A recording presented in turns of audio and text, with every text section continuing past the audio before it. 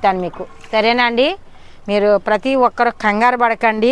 ఆవు పేడ దొరికితే చేసుకోండి, దొరకకపోతే గేదె పేడ అయినా పర్వాలేదు. కుండీల్లో మొక్కలు పెంచడం చాలా సులువండి, కానీ కుండీల్లో పాదులు పెంచడం చాలా కష్టమండి.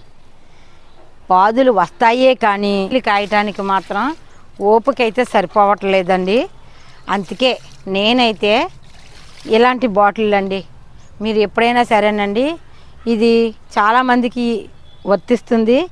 ఏ మొక్క డల్గా ఉందో అలాంటి వాటికి ఇలాగ ఒక బాటిల్లో పుల్లటి మజ్జిగ కానీ, మనం ఏదో లిక్విడ్ తయారు చేస్తున్నాం కదండి, అవి ఏవైనా సరే మూత తీసేసి, ఇదిగోనండి నాకు ఈ పొట్టల పాదు కొంచెం నాసుగా ఉంది, దీనికి వాటర్ బాటిల్ పెట్టాను, నిన్నటి లిక్విడ్ వేసి ఇవాళ ఈ పేడ నీళ్ళు వేస్తున్నా.